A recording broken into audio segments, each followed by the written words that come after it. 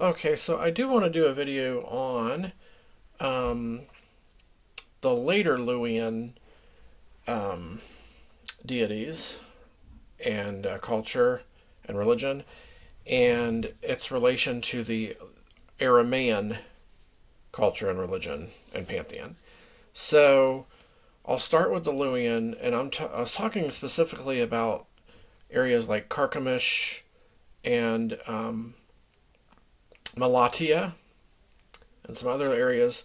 So in the later, like the early Iron Age, um, Luwian pantheon, it was comprised of, first of all, you still had Tarhuntus, the storm deity, who was the highest deity. You had gotta concentrate here a little bit to remember all the deities. You had Kubaba was like one of the main goddesses. The other one was Shaushka or Shashka, who was basically she came from the Hurrians, but the Luwians she became popular among the Luwians later on. So um, Shashka or Shaushka is basically the a Hurrian Ishtar style deity. So she's a younger goddess. Um, she's associated with like love and war. Um, think like think like Ishtar and Aphrodite with a warlike character. Um, of course, all of these deities are multifaceted. So she's usually like this, either like the sister or sometimes even consort of Tarhuntus. Now Tarhuntus usually would, if he's associated with Teshub, the Hurrian storm god, he would be partner with Hebat, not, and Shoshka would be his sister. But in some areas, Sharushka was the highest goddess. In some later Luwian areas, in other later Luwian areas, it's Kubaba. But both of those are the two most popular goddesses of the the Iron Age Luwian pantheon. This is early Iron Age, um, just a little bit after the Bronze Age. So they probably first, I mean, they were first being developed in the late Bronze Age, like all of this. Um, so you have Tarhuntus, the storm god. You have Shoshka, who's also associated with the planet Venus, just like Ishtar. She's basically the Hurrian version of Ishtar. She's associated with the Assyrian Ishtar of Nineveh in the Bronze Age times. She's associated with birds, doves. She's winged. She has wings, so she's a celestial goddess. She governs the planet Venus, the morning and evening star. So she's very important. Um, and We have Kubaba and Karhua. Karhua. Now, Kubaba and Karhua are deities from Carchemish, the Syrian city of Carchemish. It is was popular among the Hurrians and the Hittites and um, the Luwians and Aramaeans, all of them, and the Amorites as probably as well. So yeah, these are two highly esteemed deities in the Iron Age Luwian pantheon. And later, among the early Aramaeans, too. So, now Kubaba is like a protective, I want to say like a protective city goddess. And Karhua is the same type of deity. He's actually associated, I think they're both associated with lions, but Karhua is too. So, my interpretation of Karhua is I don't think he's a local version of the stag deity. I think he resembles more of the warrior deity like Sandus, because the warrior deity in the late Bronze Age was associated with the lion. It was a warrior style deity associated with the lion. And so I think Karhua is he was still in the Bronze Age, actually. There is, his cult still does go back that far, I believe. But he really comes to prominence in the early Iron Age with Kubaba and the city of Carchemish. But he was worshipped in other areas too. He was worshipped in Malatia. So I liken him to the Luwian warrior god. He was just like a local version of that. And Kubaba could be a local version of another another earlier Luwian deity. Just have to further look into that. Now, Karhua,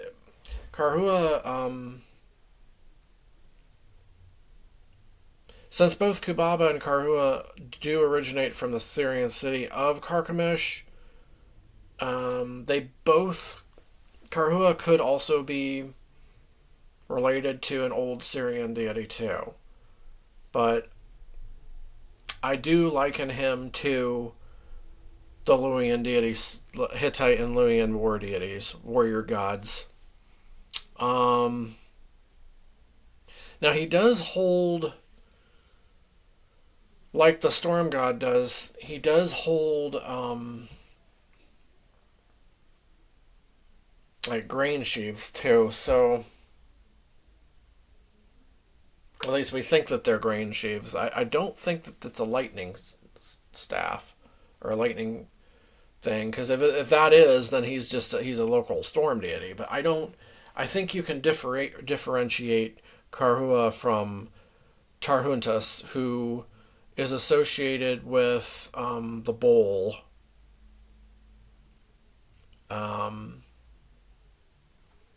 That's his main animal, and that's probably from being associated with Teshub of the Hurrians.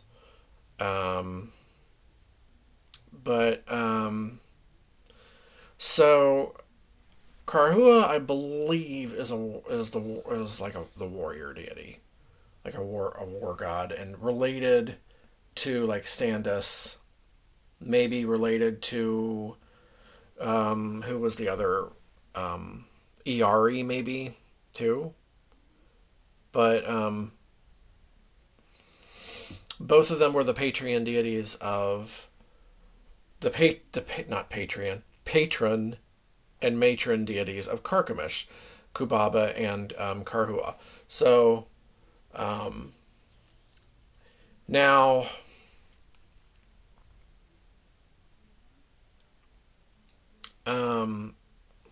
let's see. So Tarhuntus, Shaushka, Kubaba, Karhua. We've gone over 4 deities so far.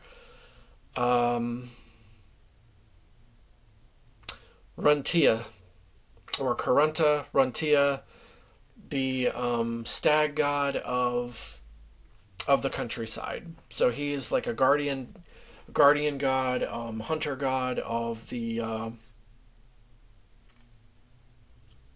countryside, basically. He's his animal, of course, is the stag. He carries a bow and also a spear. Karhua does too. Carries a spear, often a club as well. But Runtia his iconography is different from Karua. So I don't see them. It's possible that they're related deities. It's possible that they're related. I don't. Anyway, that's Runtia, or Caruntia, or Carunta.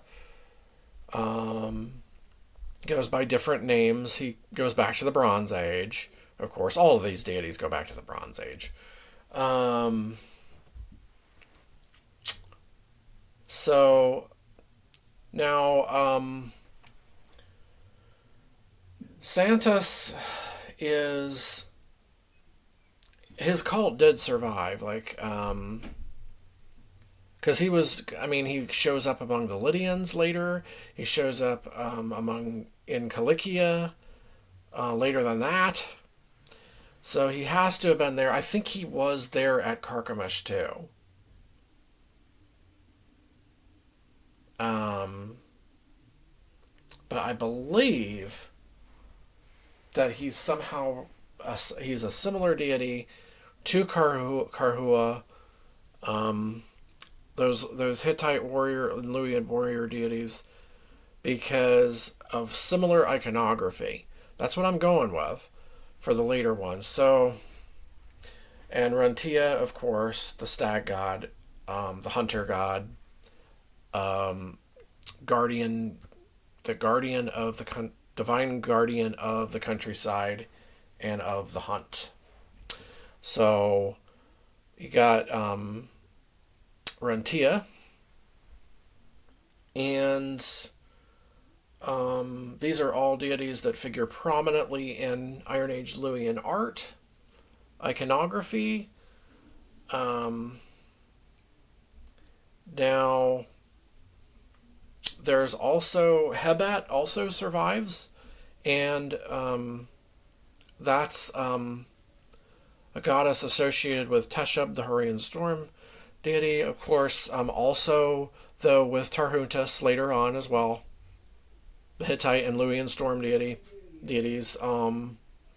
Hebat was associated with him, and they had a son as well. This is due to Hurrian influence, I believe, Syrian Hurrian influence.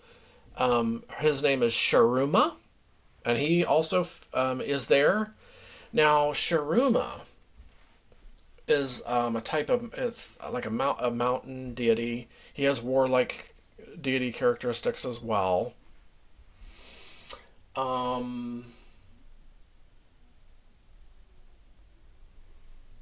I think his name might mean like King of the Mountain or something like that, maybe. Possibly. So he has iconography. I believe he carries like a shepherd's crook at times, and he also he can be associated. He's a warlike deity too, I believe. So there's Sharuma, and it's also possible that Sharuma and Karhua are connected, though, too. That is also a possibility. And that has been noted by scholars and researchers before.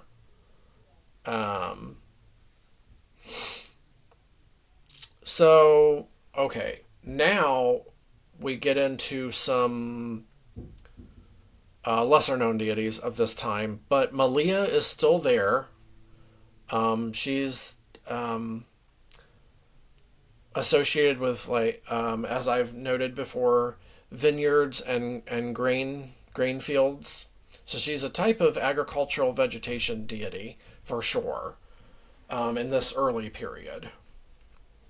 Why she was associated with Athena from the later period, I'm still not quite sure about yet, but it must be, I don't want to say a superficial association, because we don't know for sure, but needs further investigation.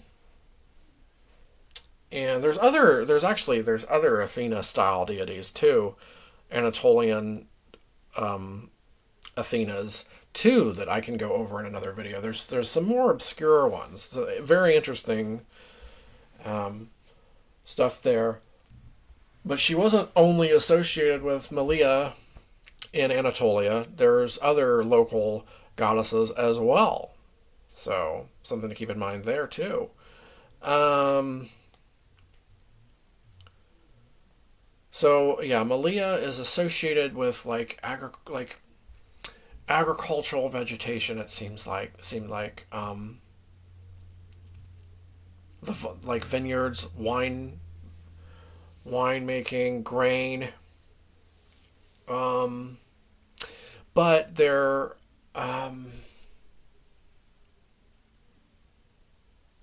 so there's also two deities that seem to actually be associated with grain and wine too.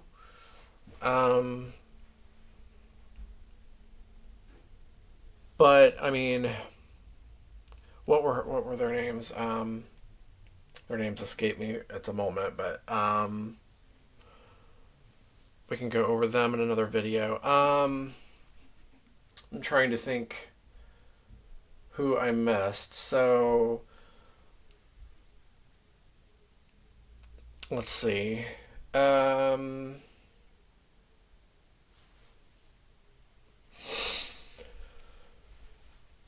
Let's see.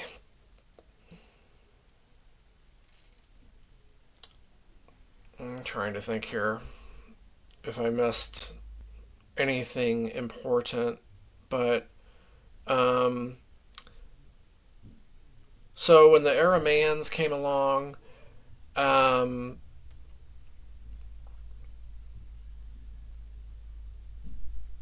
okay, I did want to mention, so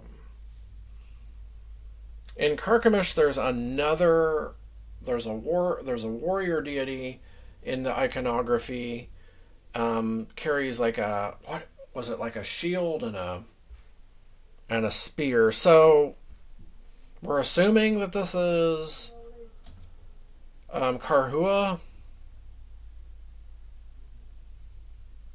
and you could also say it could be similar to Sandus. Anyway, I wanted to also briefly talk about the Aramaeans because their deities are very similar. They took over the same areas and cities right after the Luwian cities went downhill. Then the Aramaeans took over in the Iron Age, and their deities are very similar. You got Hadad, their storm god, very similar to Tarhuntus, very similar art iconographies. So you had Hadad as the high deity there, but there's others though too. So early on there was Atta, who became Atargatis, the well-known goddess from Syria, Hierapolis, Syria. So Hadad and Atargatis were like the high deities. She's originally associated with Ishtar and Shaushka, like that type of deity. Astarte, of course. So she was there, and Resheph, the old Canaan god from Ugarit, and the Canaanite deity, the well-known warrior god. He was associated with he looks like he took over from Karhua, the Aramaean pantheon, like his iconography. And Kubaba was still there among the Aramaeans. Kubaba was still being worshipped there. So she was not superseded by any other, by an Aramaean goddess. Kubaba was one of the most, still there as a popular goddess among the Aramaeans. And she was often paired with Resheph.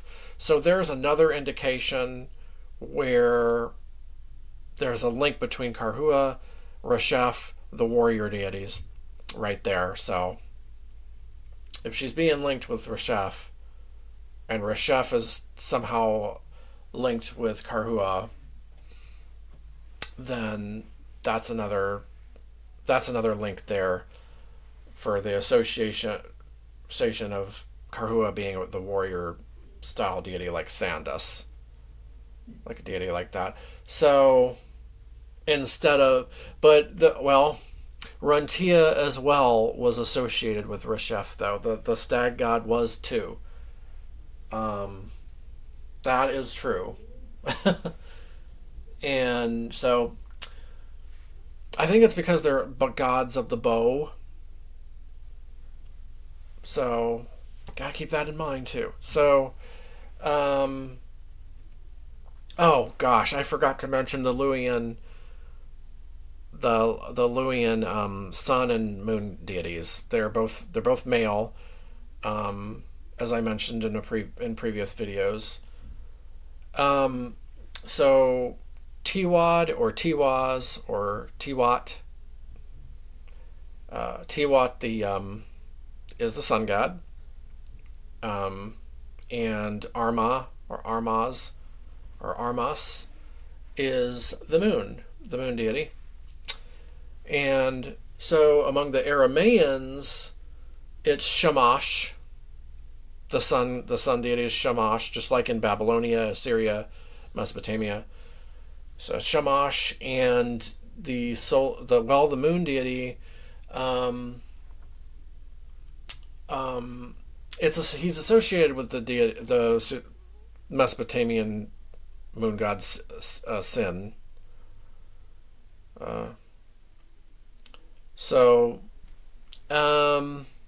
Or Shahar. That's actually the Aramaean name for the moon deity is Shahar, actually. But Shahar is heavily linked to the Mesopotamian moon god Sin, especially Sin of Haran, the Syrian city of Haran.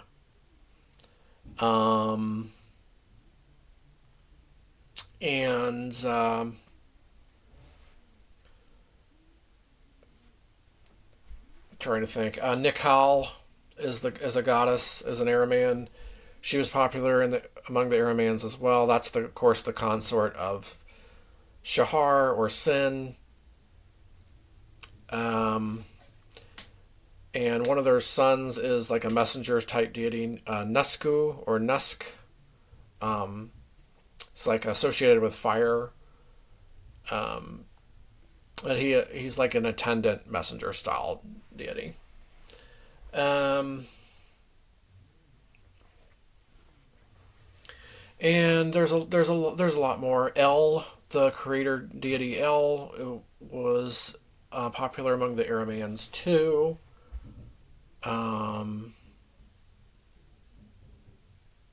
And Phoenician deities were also still around. Obviously they were still around. It was the Iron Age. Melkart and Eshmun, the Aramaeans knew about and would worship as well.